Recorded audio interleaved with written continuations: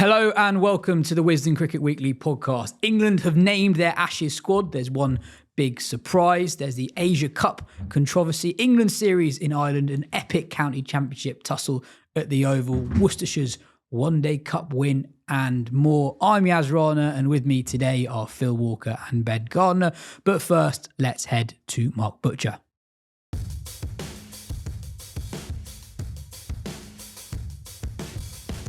So it's a 16-man squad. The headline news stories are that Harry Brook is the new vice captain. Will Jacks is in the squad as the second spinner / second all-rounder. And Matt Potts is in, having not played a test yet in 2025. Butch, let's start with the vice-captaincy news. Other than the fact that Harry Brook is the new vice-captain, is there anything else that we can read from the decision? So I'm in the commentary box for the Metro Bank One Day Cup final, right? And myself and Mike Atherton, Nasser Hussain, Dooley, etc., Lydia Greenway. We're all in the ante room whilst it's raining outside. And Nighty said, "Who bats three, Pope or Bethell for you?" And the room went very, very quiet for a very long time as everybody sort of pondered the question. And I went exceedingly quiet because it's a brilliant question and a very pertinent one.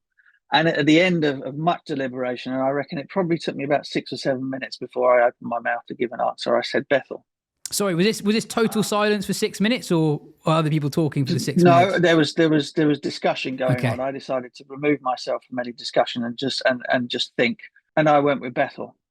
And the reason I went with Bethell was simply because in the very short time that he had the number 3 position in Pope's absence in New Zealand, and in the very short time that he has played all of the international cricket that he has played, that there is a calmness and a surety in terms of technique to him that the longer that Ollie Pope plays, the less he exhibits, if that makes any sense. And fresh in my mind was the championship game, the Nottinghamshire Surrey championship game, the belter of a match that you were on comms for in the previous round, where I kind of, in the back of my mind watching it, Surrey in that last innings, I was thinking to myself, okay, conditions day 4, they're usually better, they're much more friendly to bat on on day 1. This would be a brilliant time for Ollie Pope to go out and bat 3, make 100.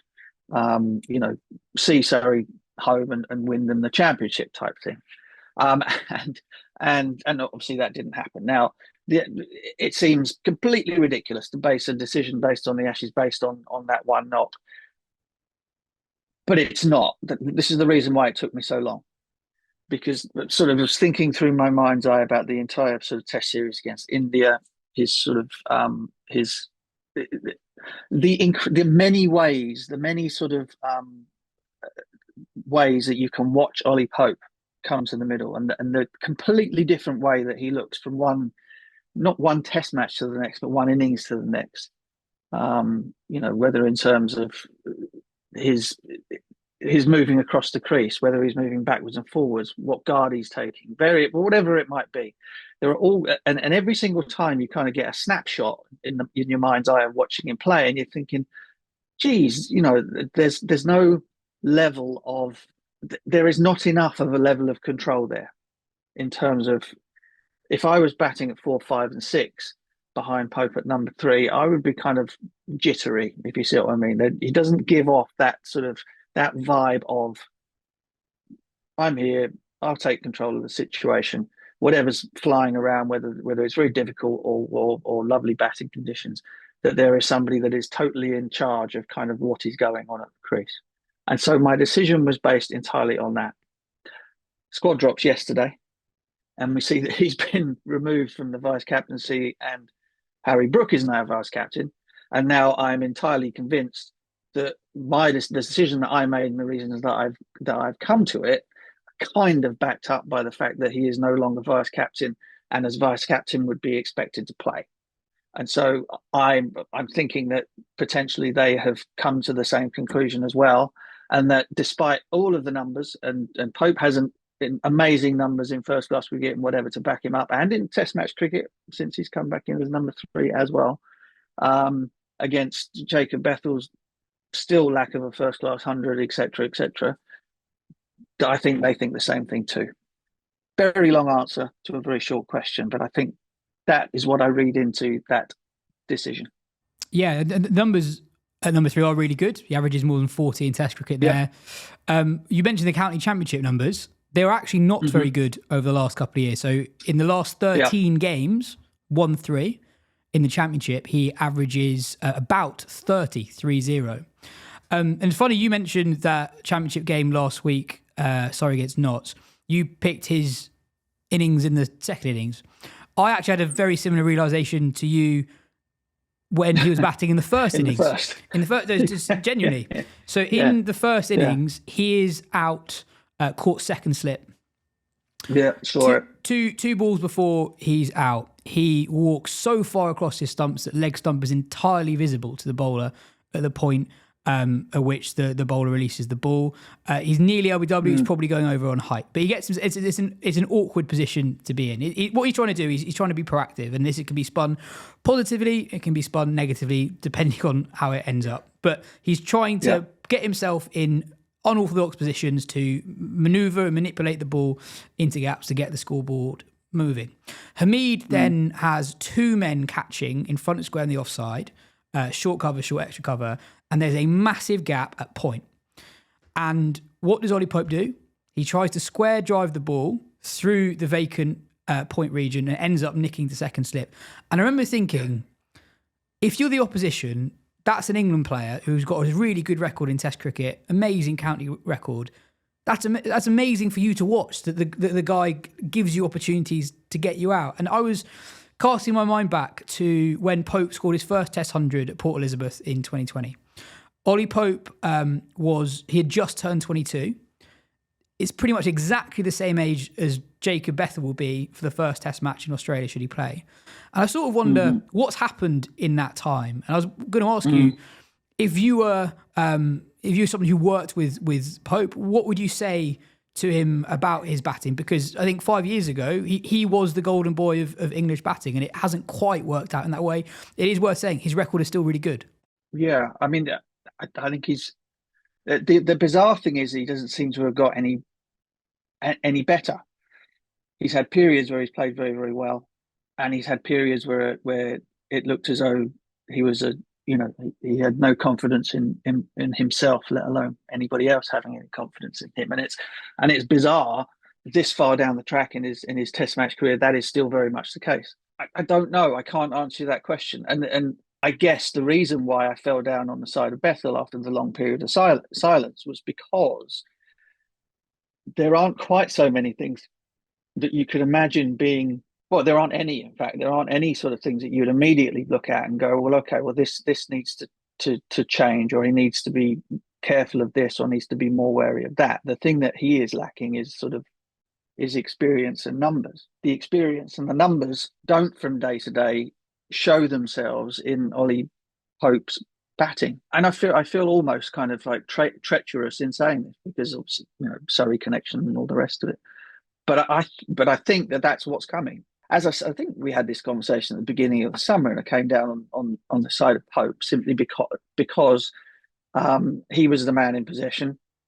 He played in the Test match against Zimbabwe, made a big 100, but that I wouldn't have been upset had they made the other call. Now I think they should make the other call, and I think they're going to make the other call.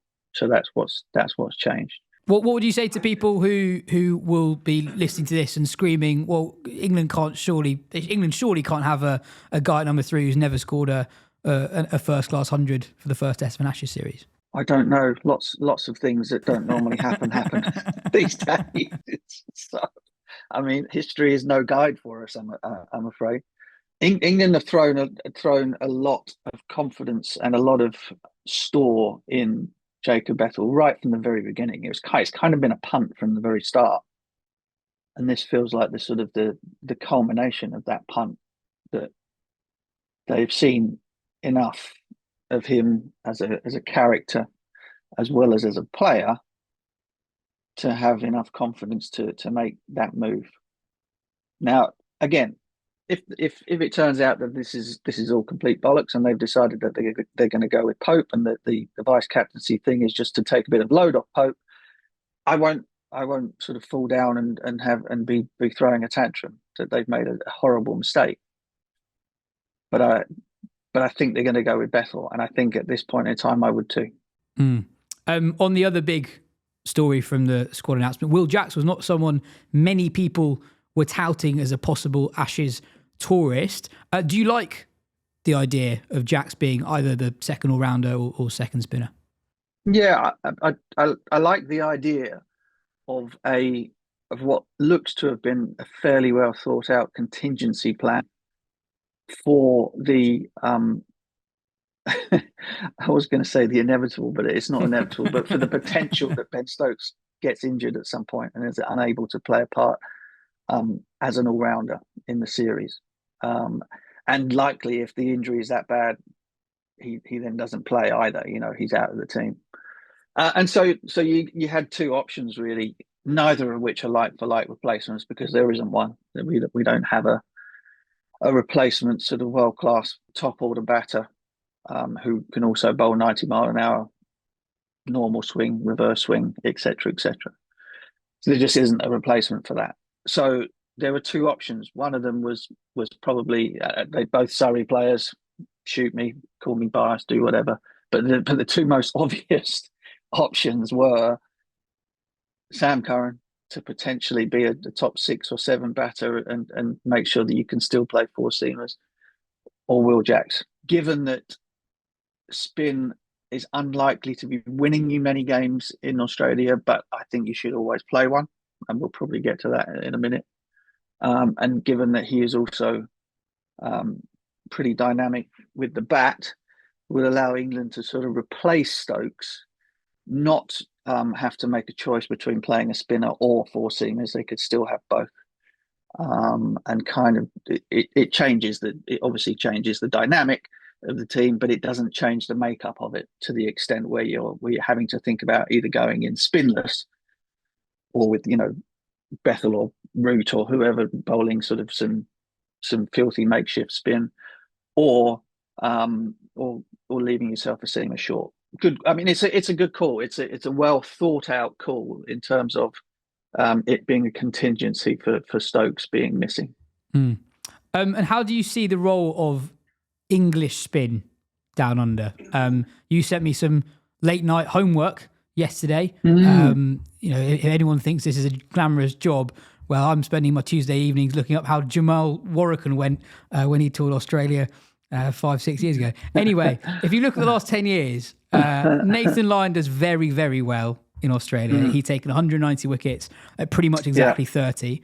Touring spinners have taken 135 wickets. Although Lyon's numbers are starting to tail off, but anyway, the point is a very valid one. Yes. So basically, and if you look at individual tours that have gone well for visiting spinners, unless you're an all-time great like Ashwin Jadeja, spin has gone really quite badly in Australia, or at least statistically they haven't, I suppose, fulfilled particularly prominent roles. So what should expectations be around Bashir/Jacks, and what is the role of a conventional off spinner who is not Nathan Lyon or Ravichandran Ashwin in Australia? Yeah. Okay. Good question. So the role is relatively simple. They would go off spin or leg spin if you happen to have one. Rayan Ahmed was probably in the argument there somewhere. Over left arm spin, simply because of the rough, basically, or lack of it. Left arm spin to right-handed batters with no disturbance of the turf whatsoever, which is obviously the danger area to be pitching the ball in. If you are going to be taking wickets without having to bowl up the batter's arse and bowl over the wicket, upper right, outside the line of leg stump, there is very little for the left arm spinner to play with there, and therefore left arm spin has been almost useless in Australia historically. So they go with off spin. You are going to have big old Mitchell Stark's footmarks, which Nathan Lyon uses brilliantly, and the off spinner is in the game against right-handed batters in Australia. Okay, in a way that left-arm spinners not. So there's the first thing. The second thing is, and this is something that I know, I just know this for a fact, having done 2 tours out there, well, 3 if you count an A tour, in that England is a very easy place to play Test match cricket. And when I say that, I mean in terms of weather conditions, in terms of it being comfortable, in terms of you not having the moisture sucked out of your eyeballs by intense heat. Australia, very, very uncomfortable in most places, actually. You'll get your cold days in Melbourne and whatever from time to time, and there are always exceptions to the rule. But generally speaking, it's hot. The pitches are hard. The conditions are very, very harsh. And therefore, going into a 5-day test match on whatever surface, really, maybe the ping ball test, you could make an argument that it's not necessary at all, but you need somebody that is going to be able to take some overs away from your seam bowlers. And you may not go in there with an expectation of them winning you a game. If you happen to score enough runs and you're bowling on the last day, it can be very handy. Ask Graham Swan in Adelaide all the way back in 2010-11. But the rest of the time, your job is to hold up an end, to give your fast bowlers a rest, to give your captain a little bit of control, and stop your fast bowlers bowling with a kookaburra that is going to do nothing for you for a good 30 to 40 overs of an innings, and not run your fast bowlers into the dirt whilst doing so. And there is the role of your spin bowler. So, that is why, even though the numbers do not stack up, what was it you said, 135 wickets at 62 for overseas spinners in the last 10 years, if used properly and if you have good enough fast bowling resources, they are and shall always be completely invaluable to a captain in Australia. Well, we have pretty much 2 months left to go to further speculate all manner of things, including conditions, potential lineups, etc., etc. Yeah, I mean, I'll ask you a question. How do you see the conditions? I hear a lot of talk, and I also set you the homework of sending me the batting averages for the Shield for the last couple of years, and let's have a look. I've got them up here on my screen. So the amount of batters, top order batters, averaging sort of 40 plus in 23-24 was incredibly low when you think that probably only as far back as 10 years ago there would be most of them. And in 24-25 the averages are a little better, few more guys averaging over 50, few more guys averaging over 40, but still not the sort of numbers that we used to see back in the sort of the 90s and noughties. That was just a matter of course. You'd have batters averaging gazillions and scoring 500, 600, 700s a season. That is no longer the case. If you score 400s in the Shield over the course of the summer, you've had an incredible year. So the talk is that the pitches are going to be much spicier than they used to be, etc., etc. I think that Australia would be making an enormous mistake if they were to take England on in conditions whereby the ball dominated the bat to that extent, simply because their fast bowling attack is so damn good and their batting resources are so relatively poor that they need to give their batters a chance to be able to score runs to allow their fast bowling attack to prove its superiority, I suppose. And so I'd be stunned if we're looking at sort of pitches that seem all over the place for this Ashes series, no matter what the numbers say in the Shield. Yeah, I mean, I've not heard, and there might be an argument out there, I've not heard a compelling cause for why scores have been lower in the last few years. I don't think that, as far as I'm aware, I don't think something totally fundamental has changed about Australian cricket that means that it's intrinsically more low scoring than it used to be. What I do like about the squad, though, is that sometimes you can obsess a little bit too much of what conditions might be. And I do think they have just picked their best bowlers. So some people have put out there that England have been too obsessed with pace, and they've picked what would be a good group of bowlers to take to the 17-18 Ashes, but not necessarily the guys most suited for 25-26. Well, I think the pace thing is more rounded and a bigger question than just the Ashes. I think they've identified what qualities do the best bowlers across formats in the world have, and one of those qualities is an ability to bowl consistently 85 mph plus. It's not quite the Mark Wood 95 mph. It's, you look at someone even like Mohammed Shami, right, or Josh Hazlewood. These guys bowl 85 mph consistently. So that's, and there aren't that many bowlers in England who do that. So anyone who does bowl that speed is instantly elevated to the discussion. And I think that this group of bowlers is just the best seam bowlers they have, and not just specifically for Australia. I completely agree with you. And I think especially with, and I think it's a reasonably well balanced attack as well, in that Archer, Wood, we know how good they are. Gus Atkinson's risen to every challenge he's had in Test cricket so far. Josh Tongue, I always sense that he's just on the verge of exploding in international cricket. The pace at which he bowls, the angle too, is really exciting. I mean, for me, if throwing forward to prediction overall, for me the biggest unknown is actually the English batting. Okay. Yes, I think I agree with you there. Sorry, I thought you were going to come out with a McGrath. You were going to come out with a statement about what you thought the result was. No. But no, I did, mate. I'm with you. I've thought this for the last 2 months, ever since the Test series finished. Obviously, you're hoping that the guys that Wood and Stokes, etc., are over their injuries, and we can take the best guys that we've got. But I've thought that if they are all fit, and it looks as though they're going to be, that fast bowling is not something that we should be worried about on the trip. The batting, the consistency of run scoring is where the issue lies, and perhaps the spin. I completely agree with you. I think it's an excellent bunch of fast bowlers, and Tongue in particular is perhaps the one who excites me the most. Two reasons. I mean, again, go back to the Surrey Nottinghamshire game on the TV. Game looked completely different when he was bowling. It looked like a different sport when he was bowling. And notwithstanding the fact that Test matches, the batters are better, and the pitches will probably not be quite as helpful. Any time you've got a bowler who knocks over tailenders for fun, you're as a captain, you are absolutely delighted, like gold dust, and the man does it on the regular. And so the amount of times in the last God knows how many years that England have actually gone okay against the top order, and then had 7, 8, 9, 10 Jack just completely kill them.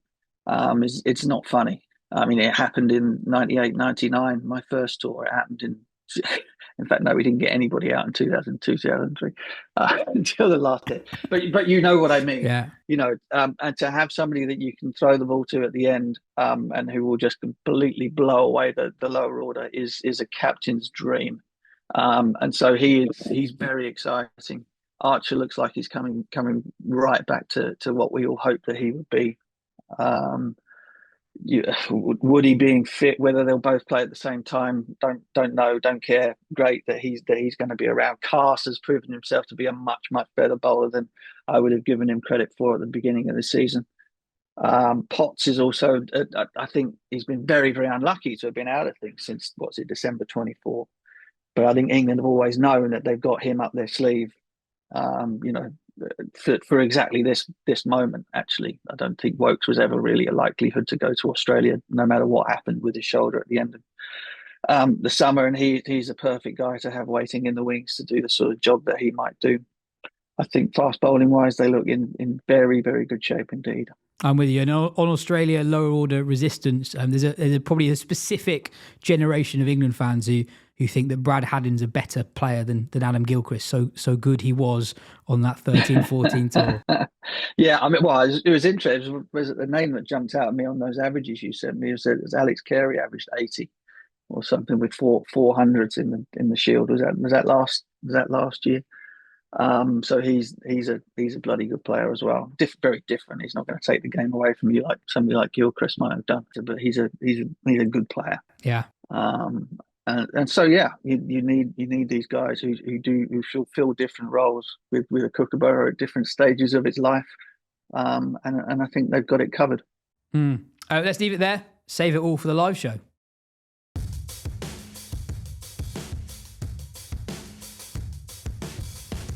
Phil, before we get into Jack's, the vice captaincy, etc., what are your overall impressions of the squad? If you take a step back, I think if you gave England this squad 8 months ago, they'd have really taken it. They've been planning for this for 2 years. It's been obviously choreographed and telegraphed, and they have, I think, done a pretty good job of managing to funnel this group of players into this squad at this moment. All of them appear to be relatively fit and ready to go. The Mark Wood question hangs quite heavy over this squad, I think. He is so crucial to this working, and obviously Stokes' fitness as well. But just as Australia used to do when they would ensure that their big four always appeared to be fit and ready in the perfect kind of condition ahead of November the 23rd or whatever it's going to be, it feels like England have tried to organise their quicks to get to this point, and I think it's been a net positive summer overall, certainly for Josh Tongue, certainly for Gus Atkinson, who bowled brilliantly at the Oval. Bryden Carse had a slightly trickier opening summer, but if you take him in the round over the last 12 months, I think he's been a useful addition to this team. They've recognised that pace, or they believe that pace is the answer, and they have mobilised their stocks as best as they possibly can in that respect. They've also got 7 batsmen with probably only one big question mark who bats first drop. Perhaps others will see it differently, but I don't think that there's going to be too many discussions. I don't think there can be too many discussions really beyond that question, based on the picks that they have. They don't have a reserve opener. They don't have Jordan Cox isn't in there. It's a 16 squad. I thought it might have been a 17 perhaps. I'm probably less pessimistic going into this one than I have been for any of the last lot, apart from 10-11. And you will probably be able to pick out some quotes where I've got carried away, as everybody does a little bit in the build-up to this stuff. Got magazines to sell, podcasts to get people to listen to. Totally. But I do genuinely feel like the way that they play their cricket, I will be shocked if they don't take at least one.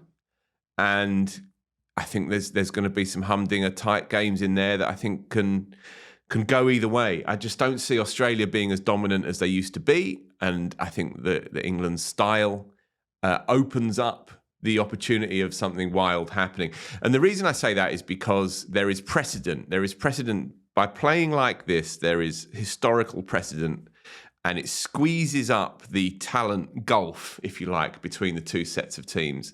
And when England have outperformed themselves in the Ashes over the years, it's when they have dared to play propulsive front foot cricket and tried to take the game back to the Australians. And you have to do that, especially down there, because if you play passive cricket, you just get blown away. And you saw that last time. You saw it up to a point in 17, 18. It wasn't quite as bleak as the last one. But if you play cricket on the back foot, then you are, not literally, obviously, the pitch has got a bit of pace and bounce, but if you play passive cricket, if you try and play slow cricket, hanging in there, seeing what happens days 4 and 5, then they know the Australians, they know their conditions too well, and their pace attack is too good. So you have to try and shake up the form. They did it at home in 05, and they've done it at certain other points after that as well. And the thinking behind this team, while it can topple into extremes at times, the logic, to me, is absolutely sound. You cannot imitate the Australians on their home soil and expect to beat them. You have to come with a different plan. And that's what they've been planning for 2 years. And they've got a good squad to at least fulfill that theory. Whether it blows up in their face or not, we'll have to wait and see. I think on how they'll go, for me, It's partly down to how close to those extremes do they go, how close are they to the caricature of themselves. If you look at who's had success in Australia recently, the standout is India winning in 2021. And for the spectacular batting of Pant and Gill, you also had Pujara absorbing pressure as well. And they were able to do both, and both nullify the Australia attack when they needed to, but also attack them when they were down too. Ben, we obviously did our emergency podcast yesterday, so I'm not going to ask you about the rights and wrongs of certain picks. What do you think more generally? England haven't won a test match there since Sydney 2011. Do you echo Phil's prediction that you're backing England to get at least one? Well, yeah, it'd be a big shock if they don't get at least one. And if they get one, it's their second best Ashes tour of the last 20 years. So, in some ways the bar is quite low. And in other ways, if they don't, come back with a win, you'd be able to question sort of the value of this whole kind of era and project of the England Test team. I agree that the batting it's easy to kind of forget because, we talk a lot, you're always talking about the most under pressure guy in the top six. So you're talking about Ollie Pope. Obviously there'd be questions over Zach Crawley over a longer period of time, albeit there's that sense that he might be able to do it in Australia. But from a larger point of view, that batting lineup is as ready as any has kind of been since, I guess, maybe you would have looked at 2013-14 going into that and expect it to do a lot better than it in the end did against, one of the all-time great fast bowlers. So that is something that England can be very encouraged by. The quicks, they've obviously, it's great that they've got Archer fit. That Wood seems like he'll be fit. It seems like he can actually, if there'd been a test match in September, he maybe could have played it. And they said, well, no, don't play for Durham. It's fine. We know that you can just come in and bowl rockets to a game from a standing start. So that's fine. You'll do that for whichever tests we pick you for. The only nagging worry I have in my head is, what if the pitches are different as they kind of have been a bit in Australia since, I guess, maybe even 2021, 22 or going back a bit further when actually England have picked an attack. What if they picked the best possible attack for the 2017-18 Ashes? And maybe they might they do have, Potts is in there that can give a bit of that sort of, he's not just going to come and blow them away. And obviously Archer and Atkinson in particular, there'll be a handful on basically any surface that you roll out. And Wood too, to an extent, is just that fast that, and we've seen him in England on seaming tracks. So there's definitely a lot in that bowling attack, but you just wonder, what if it is a bit more nibbly? The other thing as well is that you talked about that India tour and how they tied out the bowlers in particular. That was the thing. It was rope had opened the last day. They had no more to give. I feel like Australia, they had Boland in the last Ashes. They might need to rotate or just go a bit further into their depths in this series. The schedule doesn't. There are good gaps between the first three Test matches. Yeah, but there's just the concerns about Cummins just feel a bit more real, and obviously maybe they are just hoodwinking us by Cummins says, yeah, I reckon I'll be fit to play all five, but the coach sounds a bit more like, yeah, he'll play a part in the Ashes, and we're looking forward to see what that part is, kind of thing. That would be the one thing that England can maybe think, can we, get the Australia attack into sort of a weaker state, maybe. If I could just come in on the bowlers, it's precarious because at the moment it looks like a strong six-man pace attack, albeit that Potts is more kind of in the medium-fast role, and obviously Stokes, crucial, can he bowl properly? As ever, we've been having that conversation for 3 years. But it's still precarious because, one or two hamstrings go or a side strain, and then it suddenly looks threadbare. But that's the gamble that you have to take. There's no running away from that fact. On the point about pitches, and I know that the stats tell us now that there's a lot more movement and that they tend to keep a bit more grass on the pitch. And if you like, that Melbourne game 4 years ago was this sort of hinge point in a change in direction for Australian pitches, the Scott Boland game. But if they are like that, then I don't think England have the wrong attack for those pitches. Yeah, I agree. Because Josh Tongue is he's a pitch-up bowler. And he'll go for a few because he tries to bowl those kinds of nick-off deliveries. Bryden Cass is probably the only one that, if you like, is in a sort of Australian mould, historically, of bowling back of a length. Jofra Archer can bowl whatever he needs for the pitches. And what a joy it will be if he can stay fit to see how he goes. Mark Wood played 4 of the last 5 Test matches out there and did well. And again, he bowls short or full. Now, that's fine. That's very fine on their pitches. There might be a bit of green, but they're still baked down under that brutal yellow thug of a sun of theirs. And so they're still going to be hard, even if there is a bit of movement. So Mark Wood's 2 lengths are going to be very useful. And so I don't think that they have, if you like, the right bowlers for the wrong era. I don't see it like that personally. It was interesting actually talking to Adam Collins, the Australian journalist, the other day, and he was saying he thinks it would be a big mistake if they don't take Sam Cook. And I wasn't surprised not to see that his name wasn't in that squad. I guess Potts slips into that category of being a more traditional style of English seamer. I think overall the attack suits both the old form pitches and the new. I don't see that being too much of a problem personally. Yeah, I'm with you. I think that for me, it's just such a difficult series to predict because we don't know exactly who's going to make up that Australia top order. As good as England have been with the bat in the last few years, I think you have to take into consideration the surfaces they played on this summer, the nature of the opposition they played against in 2024 after that away India tour. And that is going to be a completely different test for this England batting lineup. As good as Ben Duckett, Jamie Smith, Harry Brook have been, they are going to be tested in a way they have never been tested before. And it could be the making of them. But we've seen a lot of exciting young players from all over the world go to Australia and on their first tours in particular have a really difficult time. I think that's a huge unknown, even though that top 7 is pretty settled. Massively. And if you are looking for chinks in the armour, technically, of England's batters who can be absolute guns in Pakistan and obviously in England and New Zealand and so on, then it's the shots that are very fruitful in England can be problematic in Australia. It's the one that lows them like it's just guarding it to third man. It's guarding it to third man. It's Jamie Smith's punch off the back foot to a ball that's slightly rising outside off stump. It's Harry Brook climbing, going low to up on the hook shot because it's only 60-yard boundaries. It's all the and now look, you can pick all you like through this.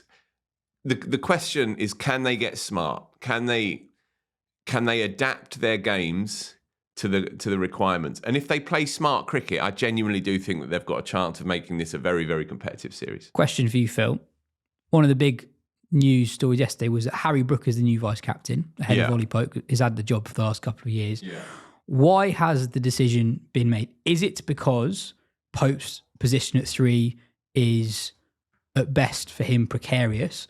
Or is it that they think, but regardless of whether Pope's in the side or not, Brook is just the guy who should be in charge in the eventuality that Stokes isn't playing? I think certainly the latter. I think they see him as the heir apparent. They see him as the right man to take over from Stokes in due course.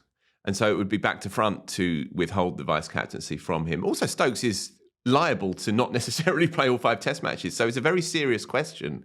And I don't think they're going to come to it casually. I hope they've spoken to Ollie Pope about it and explained to him the situation. But I think they identify him as the most likely figurehead in the event that Stokes falls away. We were watching a post-match interview. I think it was in India. No, it was from Pakistan, sorry. And I remember Brook and Pope were both being interviewed on TV, and we were watching it in the office. And I sort of glibly and probably slightly uncharitably said, there's only one future England captain in that conversation. Amazing you brought that up, because I was going to bring up that conversation as well. You said in that conversation, well, it's not going to be an argument, because when they get to Australia, Harry Brook's going to have played 30 test matches and he's going to have scored 10 test hundreds. Harry Brook has played exactly 30 test matches. He has scored exactly 10 test hundreds. An amazing call from you when Brook was 2 games into his career. Thank you, sir. Broken clocks and whatnot. But yeah, I remember looking at that interview, and there was an easy confidence in Brook. There was an innate confidence there. Pope does not emit that. Brook has done good stuff with the 50 over side, and looks entirely at ease with it. Some players just give off a vibe of captaincy and others don't, and I don't think Ollie Pope does.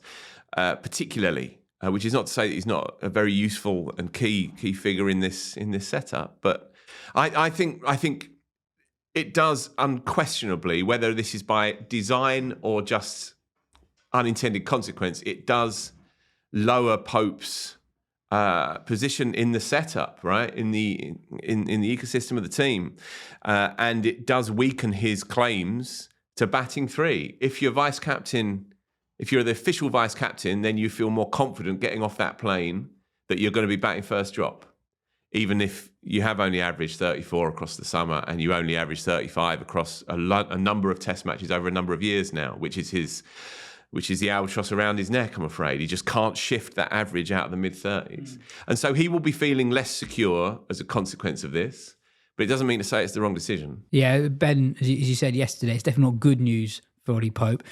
We talked about the merits of Bethell at 3 versus Pope at 3, but on the question of suitability for being a standing captain, do you back the call? Yeah, I do. I guess what's interesting is trying to work out a bit what's changed, I guess, since the start of the India series, in which there was that, in that last test, actually, I think that obviously you might look at how England collapsed and say, is that about leadership? But then you'd also look at actually having to manage that attack when a bowler goes down early and then to keep India to something within range. When it's such an inexperienced attack anyway, yeah, without Wokes. Exactly. You might say that actually there's a bit of credit that you could pay to a captain for that. And at the start of that series, Brook was, he was already England captain. They'd already, played some stuff against West Indies that had gone pretty well. They could have made the change then. I wonder if it's just about the message then was we don't want to overburden Brook with this other thing, having, being the all-format guy and the white ball captain. But I think it is also that just, that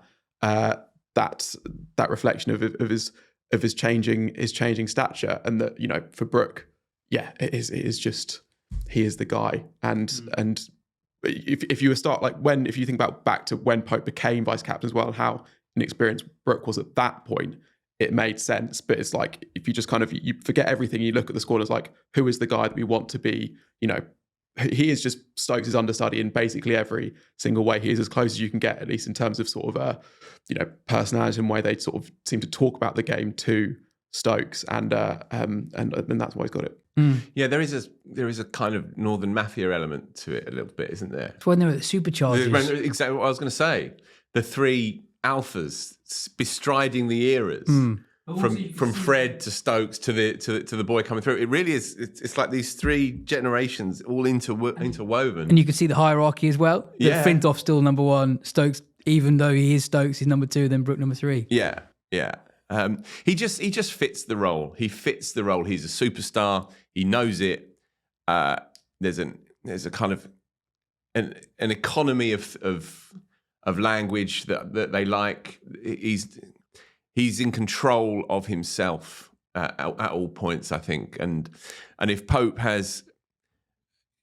doesn't necessarily give off that kind of sense. There was a horrible thing that Michael Vaughan once said about him, that he's nervy, he's a nervous bloke.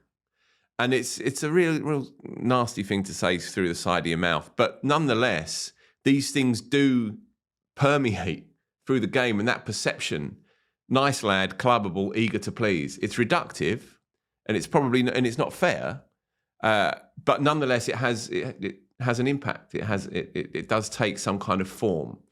But look, bottom line, I don't think they could, with all due conscience, go in with him as their vice captain, knowing that there is a huge question mark about whether he actually plays the game or not.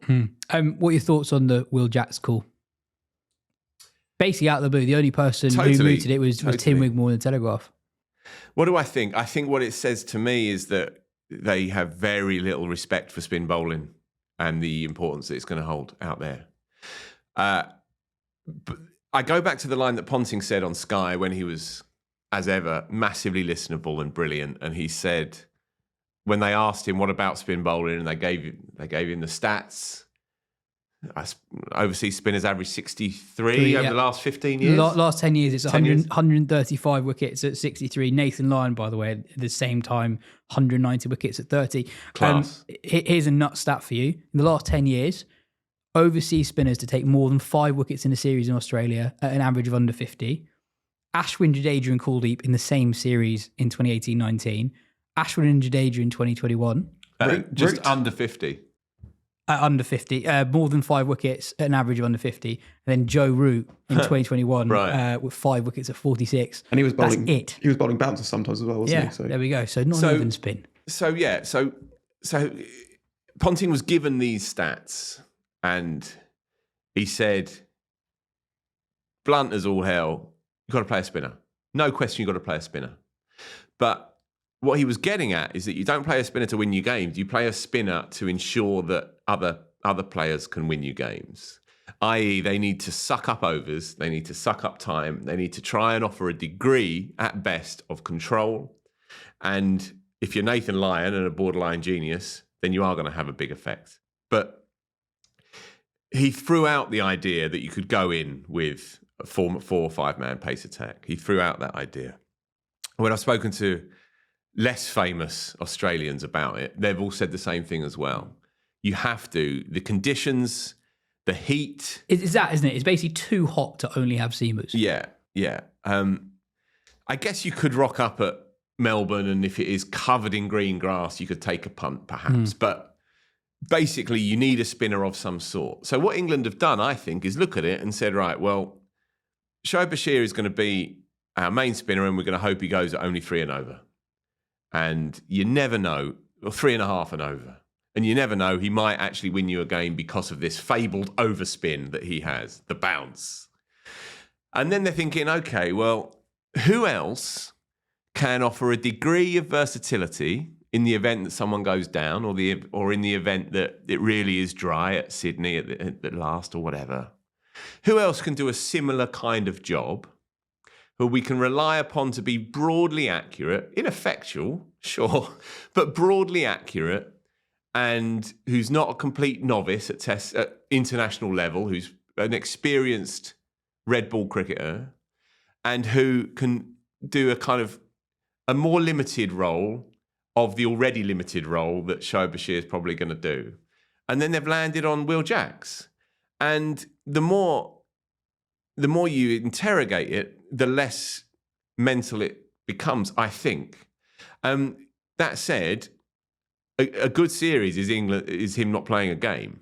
That means it's a good series for England, because he is the 16th man in that side. The chances of them playing 2 spinners is very, very light. Yeah.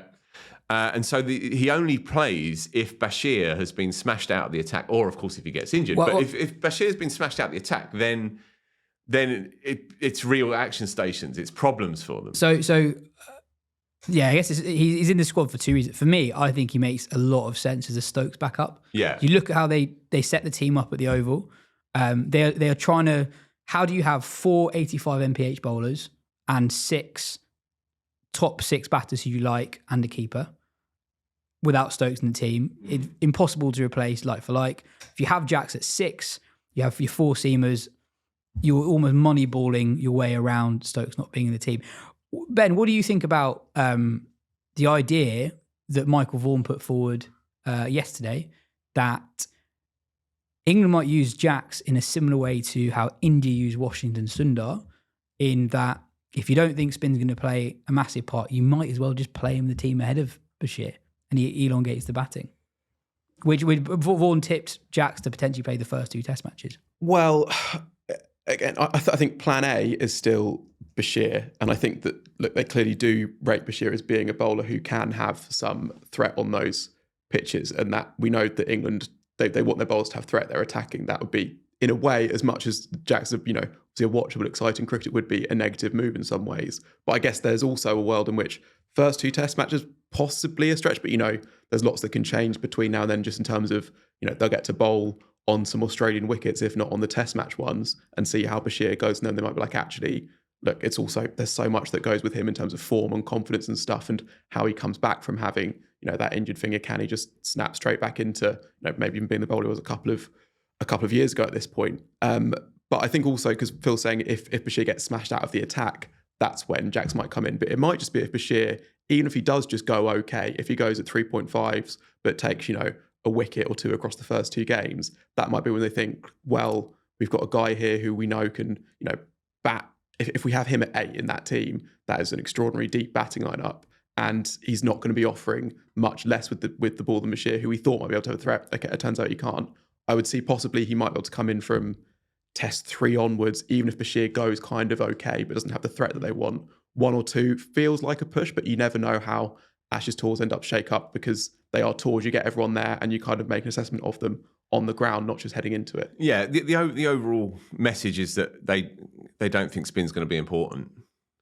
And Bashir offers limited overspin and a degree of control.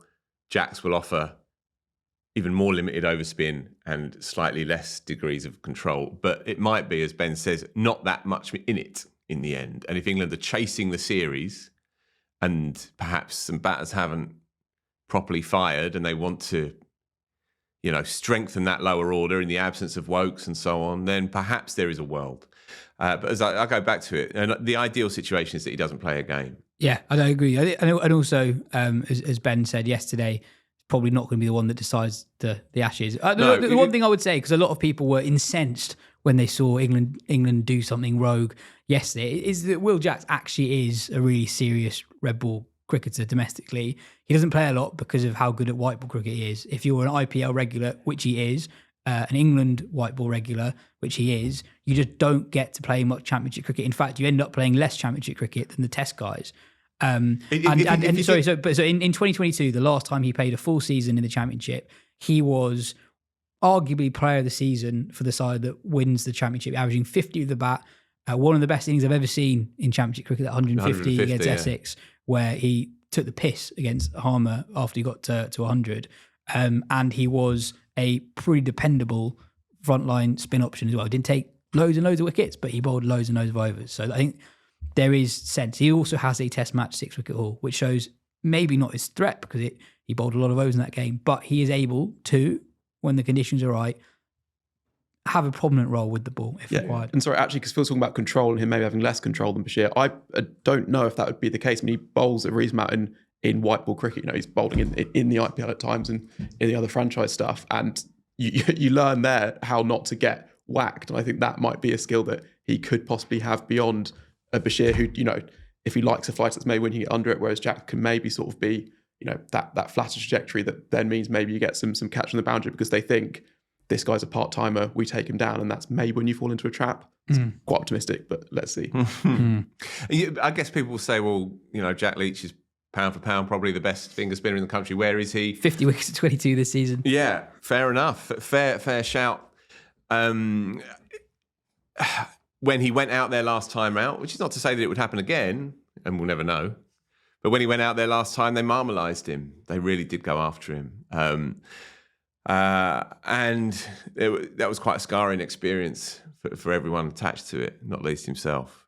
Yeah, I mean, we don't need to relitigate Jack Leach 2021, 22 Ashes, so I don't know why I'm about to do it. But he got marmalised the first innings of the series, which was an absolute hiding to nothing given the build-up he's had into it. And actually, he kind of grew into the series. And if you take that out, he sort of went okay.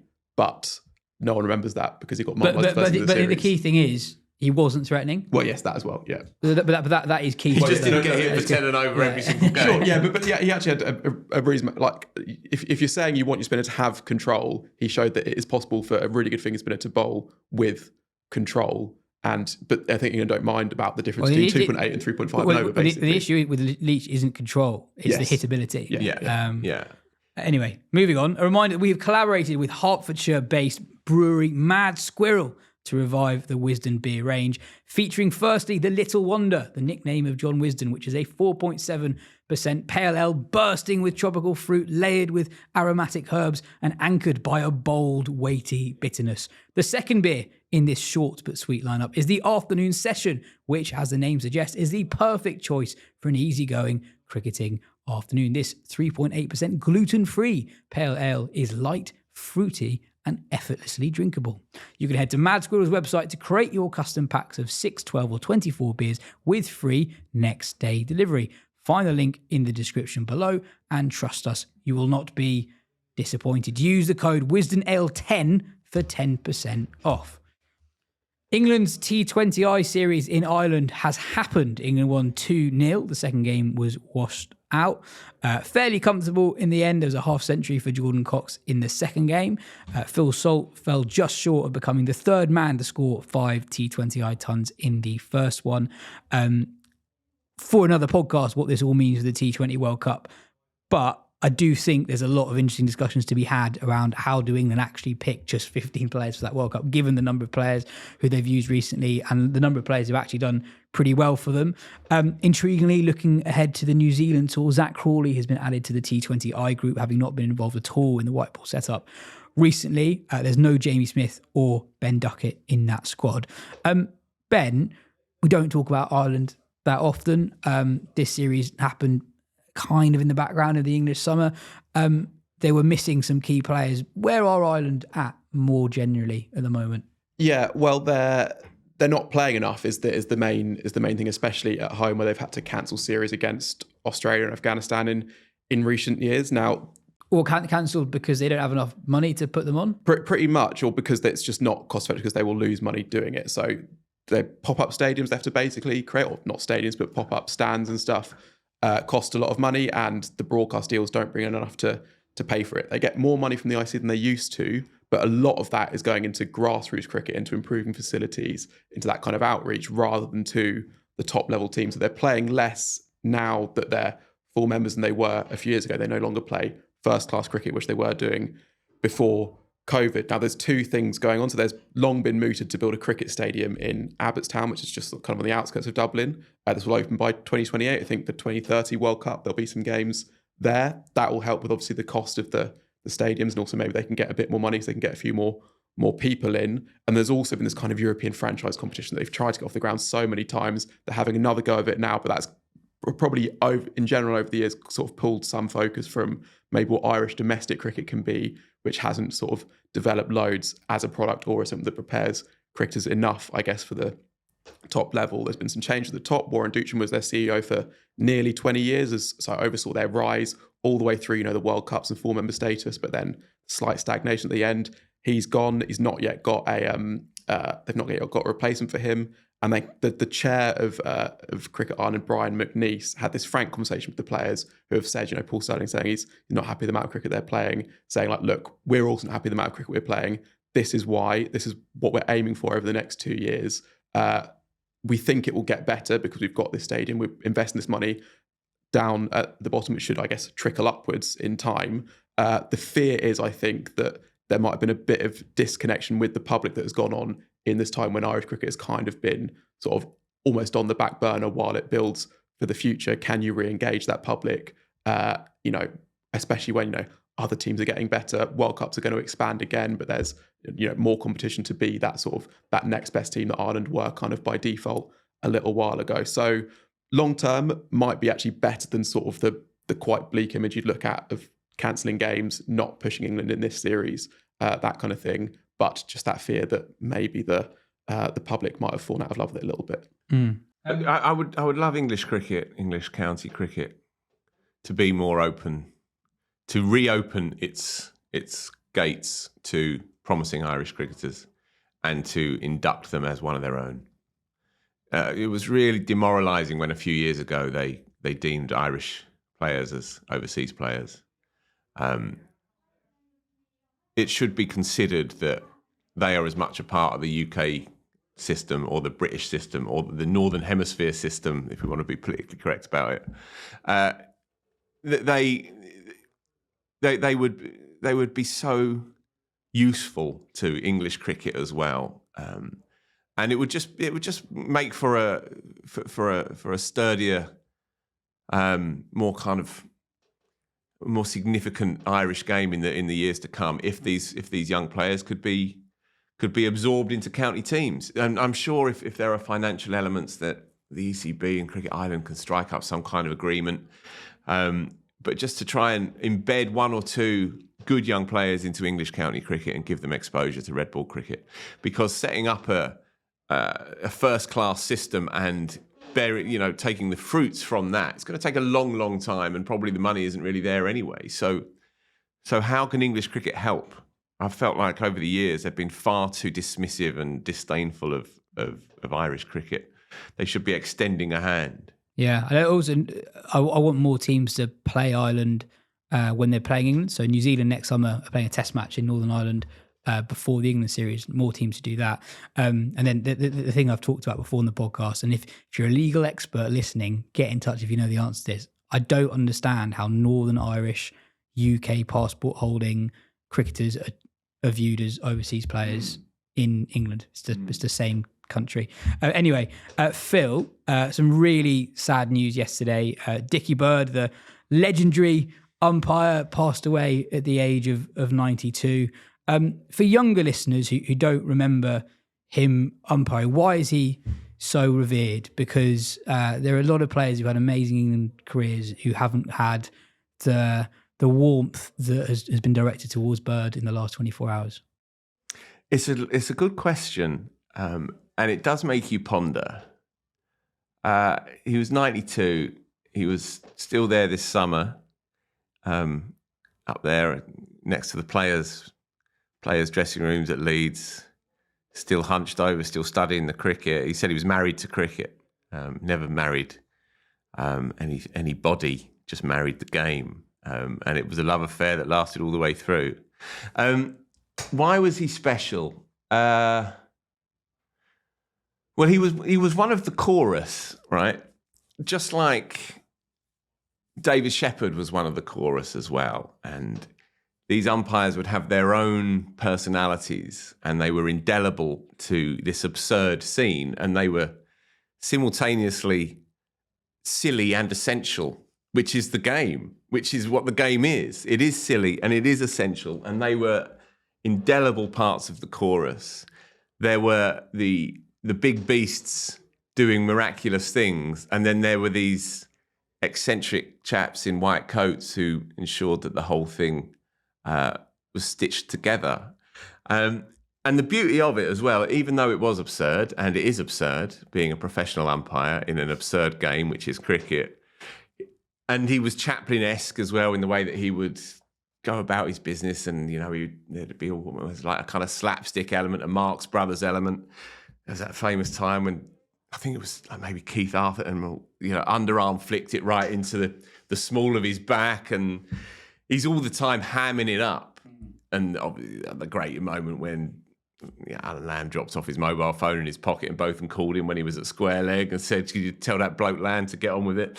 And he was a part of the show, part of the circus, and was very aware of that.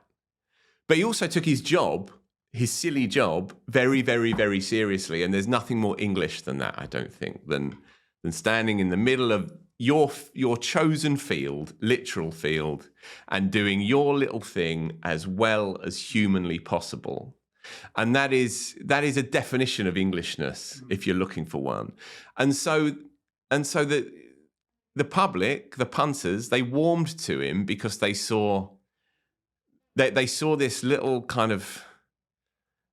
symbol of a kind of eccentric but sweet-natured Englishness in amongst much more powerful, thrusting, alpha-like figures, but who was just as much a part of the scene as they were. And the iconography was very evident as well, and good photographers and good cameramen would recognise that. And so many of these great moments from basically sort of the televisualising of cricket, say mid-70s onwards, and he stood in the World Cup 75, 79, 83. He's there, Zelig-like, he's there, a part of the scene, literally a part of the scene. And it adds a kind of like a human quality to it as well. There's that beautiful, amazing photograph that I looked up this morning, actually, of Steve Waugh playing a forward defensive shot at Lord's in 1989. And it's taken by Patrick Eager, who's the greatest of all snappers. And the reason why it's so good is because it articulates our own language, the language of cricket fanaticism. And Patrick Eager was very, very good at that because he was, as he said himself, he was a cricket fan who went to the cricket and took his camera rather than a photographer who was doing it for a job. And in that photograph, it's taken from the side, if you imagine, taken from where point fieldsman would be. Jack Russell leaning forward, standing up to the stumps. Steve Waugh, massive stride, perfect forward defensive shot. And Dickie is at square leg, just as key to the scene as the players themselves. And you can see him, Dickie Bird, he's on his toes and he's actually leaning. It's so beautiful, this photograph. He's leaning with the shot. So he is aping Waugh's move into the shot. And you can see that he's playing that shot. He is just as fixated with the perfection of that forward defensive shot as Patrick Eager is behind the lens. And that seemed to me, that picture is one of the great cricket photographs, and it captures this esoteric foreign world that's unfathomable to people, but which if you get into it, then you never really get out of it. And he kind of embodied that. He was also pen pals with the Queen. I mean, how you can't get more absurdly English than this fella who was like a workaday batter for Leicestershire, from Barnsley, being pen pals with the Queen. It's perfect. He went to receive his MBE famously, and he turned up before the gates were open like 7 a.m. And so that's why his books outsold So Hollywood this is icons. Nuts, by the way. So his autobiography that came out in 97, so 2 years after he umpired his final international, sold somewhere between, depending on who you believe, somewhere between 750,000 and 1 million copies. Yeah. That is mad. That is absolutely mad. Outsold the Royals, outsold Hollywood icons, outsold the most prominent figures in British and Western life, outsold them all. Do you reckon Michael Gough is missing an opportunity here? But that there is something in that as well. Like, he is a part of a time when cricket was more indelible in the national conversation. And Michael Gough is just as good an umpire, but he's certainly not going to flog 1 million copies of his book. And also Bird, perhaps reading some of the reports from the time, it sounds like he's someone who perhaps benefited from being in a pre-DRS era. He was a notorious not outer. But I think another thing that I think you're going to say is he wasn't just an umpire. He was the umpire, because back in the day, he did most of his test matches at home. Yeah. So if you're watching the cricket, more likely than not, it was Dickie Bird. Yeah, that's true. But as I say, because he also did those World Cup finals as well, and nobody questioned his integrity at any point ever, because he basically didn't give any for anyone. So you couldn't be accused of being one thing or the other, because he just didn't give them. To give it leg befores would be to be caving into the decadence of modern life, and Dickie was not about that. But then there was the beautiful moment when I think it was his 100th test, and I was watching this live. This was at Lord's in '96 against India, and there'd been the big hoo-ha beforehand, and he's probably given a pennant or whatever, and it was the big build-up, and first over, third or fourth ball, I think Srinath was bowling. I think it was him. And he hits Atherton on the pads. And it's kind of marginal. From my memory, it's quite marginal.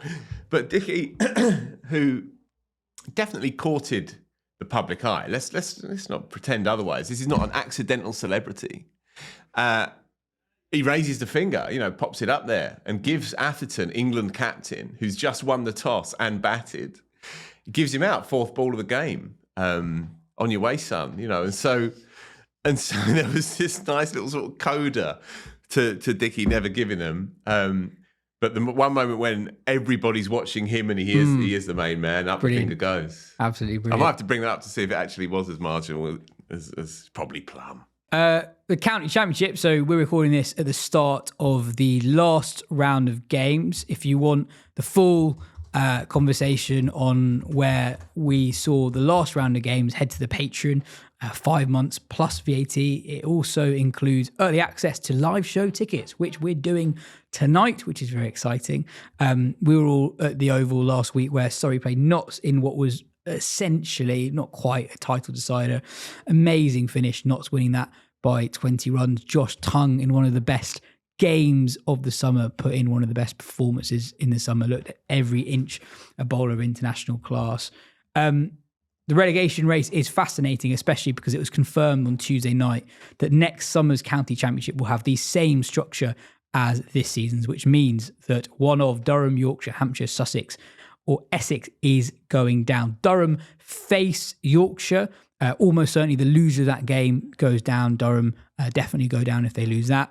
If there's a draw, then, well, it gets very complicated. Hampshire, Sussex and Essex could all go down. But by the time this comes out, you'll probably have a better idea than we do in terms of who's in danger. Somerset got a 4-point ban for a pitch that was deemed unacceptable.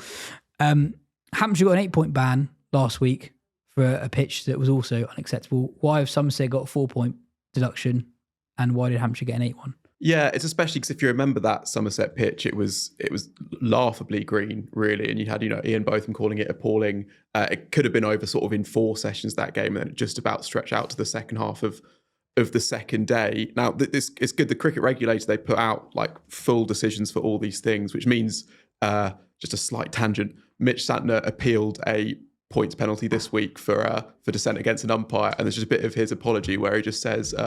It's first ever offence, shit from me. The phrase shit from me is in this official document, which is great.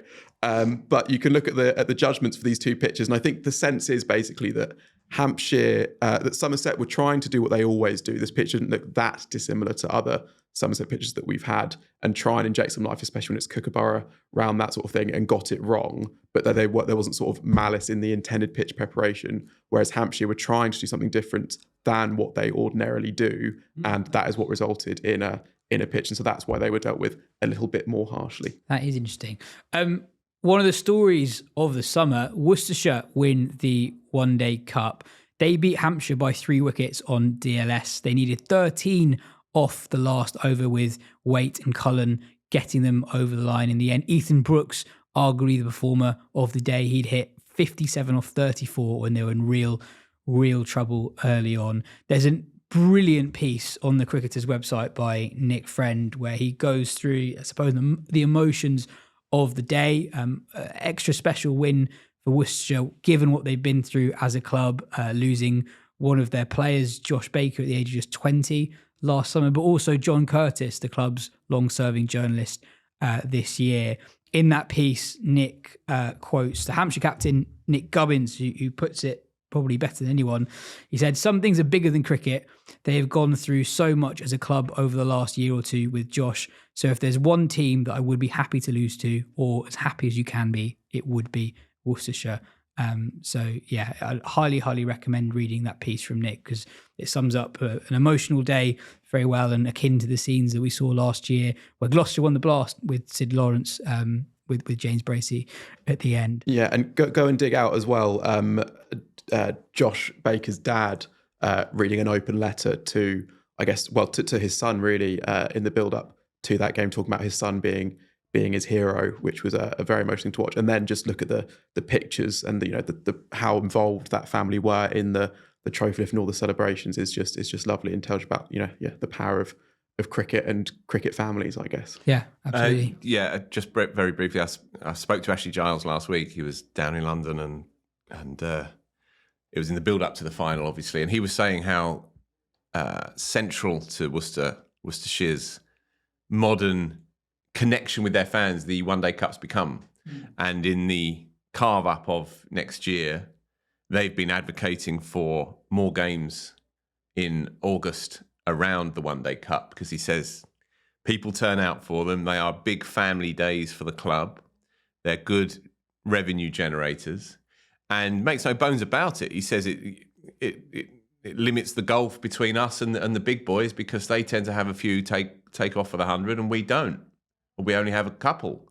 And so it's become really key to their seasons and unintended consequence really of the 100 that it's given the One Day Cup a different look, but almost more important for the lesser so-called clubs, certainly the less financially well-heeled clubs. And we saw it with Leicester. We've seen it here with Worcestershire as well. And it's great that it's managed to pull itself out of the wreckage caused by the carve-up of August to become something on its own terms, and it's great for Worcestershire. It's a beautiful story, really, really is. And as Gilo says, they feel like they're everyone's second favourite club. They've produced so many good cricketers, they can't keep hold of them. If Notts do win the league, then 4 of that first 11 are Worcestershire graduates anyway. Clark, Haynes, Pennington and Tongue. Yeah. So they're a fabulous club, a key part of the ecosystem, and anyone who tells you otherwise is talking bollocks. And so it was a great win, really, for the game itself. To a loss for the game itself, potentially, in the Asia Cup. The Asia Cup has been happening and it has been controversial. So there's a massive controversy around the absence of handshakes before the first of potentially 3 India-Pakistan contests. And there was discussion over who was to blame for the lack of handshakes. So there were no handshakes before the first game. Pakistan pinned the blame on match referee Andy Pycroft for not enforcing them and therefore breaching the code of conduct. They wanted him removed from the competition. He was not removed. Pakistan put out a video with no audio in the video of a conversation between Andy Pycroft and PCB officials. Pakistan claimed that Pycroft apologised and admitted wrongdoing, though this is not verifiable in the clip itself. After they said Pycroft apologised, they then continued to play in the competition. The tournament has resumed, but tensions between the playing groups is rising. The days of Kohli and Babar hugging after games and getting on very well feels like the distant past. We've seen some provocative statements from Indian players and provocative celebrations from Pakistan players. There have been 2 from Pakistan players directly referencing the recent war between the 2 countries. In terms of comments from Indian players, this is from the Indian captain Surya Kumar Yadav on the lack of handshakes before the first game. He said, "Our government and the BCCI, we are aligned today. We came here to just play the game. We stand with all the victims of the Pahalgam terror attacks, stand by their families and express our solidarity. We want to dedicate the win to all our armed forces who showed a lot of bravery." It's obviously a very complicated situation. After that terrorist attack, India blamed Pakistan for it. The 2 countries were in a conflict and it was beyond just the border. And there's a very strong argument to be made that the game shouldn't have taken place. There aren't that many examples across all sport where 2 countries who are or who have been very recently at war with each other have taken each other on. And it is felt at times that these games have basically only taken place because it was deemed financially necessary. But it is also worth saying that in a complex situation, you couldn't say that the 2 teams have eased tensions. And there's very little for us to add to the conversation from the UK. But Phil, we were talking about this yesterday, and there's a historical example where the match situation was similar politically and the players took a very different stance. 1998 World Cup football. There's a game that took place in Lyon, which is your team. Yeah, it is. Yeah. Between the United States of America, heard of them? Yeah. And Iran. Heard of them as well. US 1, Iran 2. Huge result for the Iranians. And the game was described as the mother of all games and the most politically charged game in World Cup history. Iran's first ever victory at the World Cup. Relations between the 2 countries weren't altogether tickety-boo, let's put it that way, in the build-up to it. And the supreme leader of Iran at the time, Ali Khamenei, quote, gave express orders that the Iranian team must not walk towards the Americans in the build-up to the game. But negotiations have been taking place off the pitch between the US and the Iranian football teams, and they decided that in direct opposition to the express orders of the supreme leader of Iran, that they would nonetheless walk towards one another in a demonstration as a symbol of peace. And so it was put here, a delicately choreographed pre-game ceremony. The Iranian players gifted white roses to their American opponents as a symbol of peace. The game then went ahead. Iran nicked it 2-1. The New York Times described it as a historic victory for Iran. Although the Iranian government took steps to rein in celebrations after the countrywide uproar when Iran had qualified in the first place for the World Cup, thousands of fans publicly revelled in Tehran, including women without headscarves. Some of the players who took part in the game, including Jeff Agus, a former US defender, said, "We did more in 90 minutes than the politicians did in 20 years." And that was the general feeling that the game actually defeated the prevarications and prejudices of politicians and agendas of politicians and broke through to actually demonstrate something positive and progressive. I don't think we can say that in this particular instance. Yeah, I think we'll leave it there. Final bit of news. Quinton de Kock has reversed his ODI international retirement. Why has he done that? Well, he's not had a great year in franchise cricket. And I suppose he must be at some level wary of potentially losing lucrative deals. And finally, Phil, there is a new Wisden Cricket Monthly out today. Yeah, is there ever? What is in it? Loads of stuff, 100 pages, all good. I do a thing on Stokes, believe it or not. Never done that before. No. Before an Ashes series. Yeah. Not just where he ranks in the pantheon of England captains, quite high. Spoiler alert. But what he taps into, what he represents as part of, if you like, modern masculinity, modern life.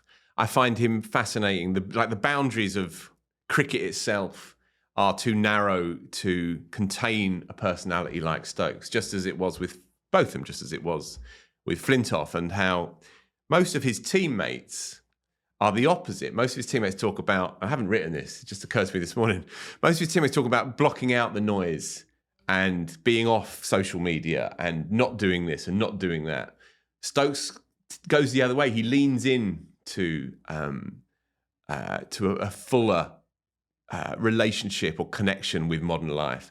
The people he follows on social media, the posts he puts on social media, the investment opportunities he seeks out. He is in tune with, if you like, the new seriousness of modern life. The fact that he's an investor now in a non-alcoholic drinks brand taps into this idea that this character he's a singular bloke. He's moved from being, let's call it as it was, a rascal with a dangerous streak in his early 20s to this sort of relentless self-improver, covered in tattoos, interested in NFTs and non-alcoholic drinks brands, and also running this game as the kind of the overlord now of English cricket. And I find all of that interesting. He sort of symbolises something of modern British life. And so I've tried to tease all that out. Whether I got anywhere close to it or not, don't know. And of course, this is, if you like, part one of our Ashes preview, unashamedly so. Part two obviously comes out in about 4 or 5 weeks from now. That'll be a monster. But this is also the preview to the Women's World Cup as well, which starts in what, a week and a half? 5 days. 5 days, 4 right? days. What are we? Yeah, we're 24th of September already. Terrifying. So huge build up to that. Joe Harmon McGowan interviews Tammy Beaumont. Brilliant interview. What a character she is. Adia Sharma, Wisden India editor, kicks off the piece looking at the increasingly central role that women's cricket is starting to play in the Indian cricket ecosystem. And relatedly, I suppose, I interview Mel Jones about where women's cricket has arrived at, but also getting 135 Afghan female cricketers out of Taliban-ruled Afghanistan in the dead of night, which is an extraordinary story if you haven't heard it before on the podcast. So I've written that up. We came out irritatingly just before the result of the Surrey-Notts game. So there's a lot, and we tried to push it back, and then there was a bit of rain around, and we exhausted our favours from the printer, so we had to go to print before the result of that game came out. Just think about it. It must have been properly actually impossible to call going to the final day when you would have had to go to print. Yeah, indeed. Couldn't even hedge your bets. Yeah. But at one point I thought we'd be able to get it in, and then we could shift our county coverage. So looking at the championship, it's still slightly in the balance, but we were able, of course, to talk about the Blast final. Sam Dalling went behind the scenes at the Blast finals, done a really nice colour piece about, the enduring majesty of finals day and what it means in the story of English cricket. Ben's done a very, very good thing. I have to say, you are very good these days. Thank you. So what's your piece about, Ben? It's about the 100 and its future as we head into era of private investments. I've spoken to Vikram Banerjee, the managing director of the 100, and to one of the team owners, first billionaire I've ever spoken to in my life, I think, which is fun. So trying to work out what the plans are for the 100 from the ECB's point of view, from these team owners' point of view, and then whose decision this will actually be. So what the teams are going to look like, how they'll decide which players go into each teams, what this means for the women's competition in this era of privatisation, and also, will it even be the 100 or T20 cricket going forward? And the sense is, is that a lot of these things aren't decided because a lot of the process for the team owners has been on actually getting these deals over the line, and then now they can sort of have a look at what they've bought and then decide how to shape that going forward. But you can also sort of read a bit of tea leaves, read between the lines. Tea leaves. What's a tea leaf, Ben? Reading the tea leaves. Just after Phil's paying me a compliment as well, and sort of figure out what it might look like going forward. So that's what I did anyway. One or two other things, just briefly. We do a 2-part piece on grassroots cricket after the announcement of 2 more cricket domes being built in Luton and Lancashire. Lancashire, thank you, Darwin and Lancashire. And how it's not nearly enough, but how plans are hopefully afoot for more. A look at Chance to Shine as well and the work that they're doing 20 years on. One of the great survivors, really, of English cricket. But the fight is on for their future and indeed the funding future of a number of organisations in cricket. It's not easy out there. That's the reality of the situation. But it's essential that they get support. Nathan Souter takes us through his month in the diary. Obviously, he was man of the match. Brilliant. In the hundreds. He was good chat. And probably sort of similar sort of position, I guess, in the scheme of things. Chris Dent. Joe interviewed Chris Dent, who retired this year from Gloucestershire. He'd been there for all his career. Very, very good opening bat. And it's a fascinating interview, and it's so much more revealing, I think, about the true nature of cricketers, the psychology of cricketers, than any interview you can do with the big dogs. Because he talks really candidly and quite movingly about his own struggles, his struggles with mental health, but his struggles in the public eye and his determination to remain where he was, i.e. doing great things for his club, but nothing any bigger than that, thank you very much. So he didn't like it when people He didn't like it at all when people would talk about him. Wow. And he used to make good runs. He was an England under-19s World Cup player and was often talked about as an opening bat option. Left-hand, a good player. In that 2021 era where England didn't have that many standout candidates beneath the team, he was someone who talked about a lot. He made 400s that summer, and that was probably his best summer. And he would dread the announcement of the squad. And he'd never want that phone call. And he said, because those players that he kind of knew as a kid growing through, Root, Butler, they were his era. He said they were so good and they were so hungry and they were so comfortable with the pressure and the expectation and the spotlight. And he didn't want any of it. And he was just comfortable being as happy as he could be doing his thing for his club. And there's something really revealing about that, I think. You don't hear sports people say that very much. And Joe teases it out of him so brilliantly as well. So that's a really, really powerful interview, actually. It's not a name that all of our listeners would necessarily even know. Certainly, non-UK listeners, but he's just as much a part of the story as Dickie Bird would be or Ben Stokes would be, really, if you look at this culture in the round. And so it's a really moving piece, I think.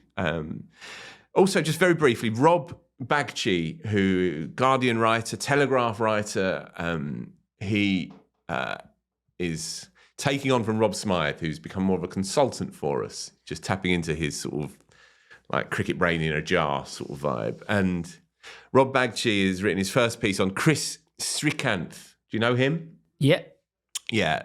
So the early the pinch hitter before there was a word for it.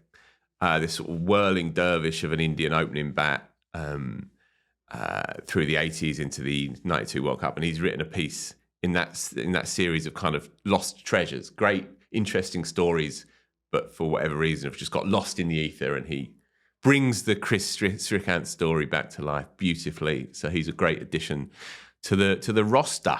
So it's good stuff, and it's out today. And we'll leave a link in the description as always. That is everything for today's show. Cheers, Ben. Cheers, Phil. This has been the Wisden Cricket Weekly podcast. We'll be back at the start of next week.